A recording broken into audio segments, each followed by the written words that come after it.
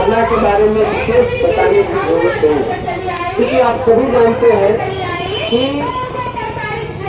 हमारे साथी जो जिलावार कार्यक्रम कर रहे थे, उन पर किस तरह से उनको डराने के लिए किस तरह से वो मैंने उनके गाड़ी के आगे बैठ गए, जो तस्वीर में हम लोगों ने देखा। कुछ लोग उनको धमकाने का ही प्रयास किया, तो बिल्कुल गैर जनतांत्रिक है। हमारा ये बिल्कुल अधिकार बनता है कि साहब हमारे हक को कोई मगर मार रहा है तो उसके खिलाफ हम आवाज उठाएंगे। इस संविधान में हमारा फंडामेंटल राइट में हमारा मौलिक अधिकार है, उसमें तो हम अपने मौलिक अधिकार की रक्षा के लिए यदि अपने लोगों को जगा रहे हैं, एकत्रित कर रहे हैं, तो उसमें हम कौन सा गुनाह कर रहे हैं, कौन सा अपराध कर रहे हैं?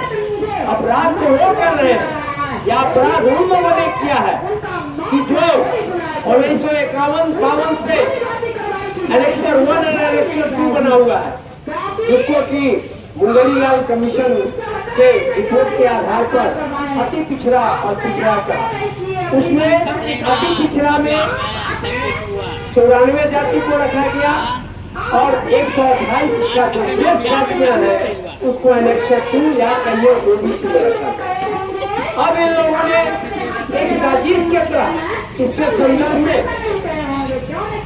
पहले तो इन लोगों ने प्रयास किया कि कर्पूरी जी का जो फार्मूला है पिछड़ा तो पिछड़ा वही समाप्त करते।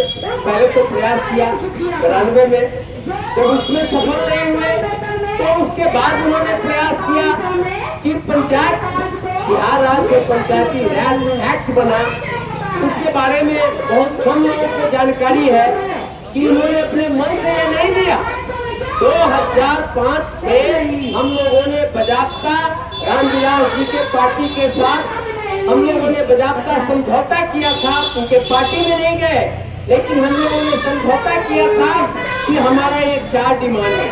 पहला है कि पंचायत में 2001 में बिना आरक्षण का पंचायत चुनाव हुआ।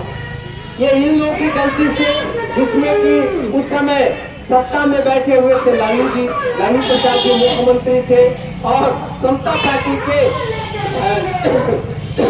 बड़े नेता नीतीश कुमार जी थे और विरोधी दल के नेता सुशील कुमार मोदी थे। इन तीनों ने साजिश करके उस समय हाई कोर्ट में का फैसला था कि इन जातियों को जो आज के तारीख में ओबीसी में है और कुछ को ओबीसी में से ईबीसी में लाया गया है, उन जातियों को हटाने का स्पष्ट लिखा है। मुखोपाध्याय उस समय जो जस्टिस थे और डबल बेंच ने साफ लिखा 1996 के जजमेंट में इन जातियों को पंचायत चुनाव से बाहर कीजिए, क्योंकि उन लोग का बजाबता बिगड़ गया है, इन लोगों का राजनीतिक प्रतिनिधित्व बहुत मिल गया। उसी को लेकर के सुप्रीम कोर्ट चले गए, तीनों ने मिल करके। उस समय का माया आप देखेंगे तो तीनों एक राय करके सुप्रीम कोर्ट में मामला रख दिया और चुपचाप छोड़ दिया।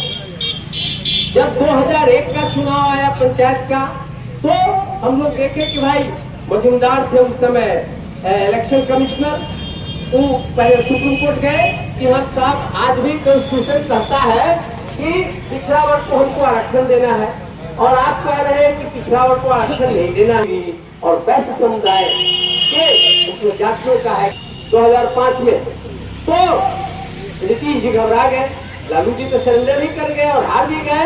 नीतीश जी लेकिन कि यदि हम इनको आरक्षण पंचायत में नहीं देते हैं तो इन लोगों ने जो एक मुश्त होकर के हमको वोट दिया है, सारे के सारे लोग बिखर जाएंगे।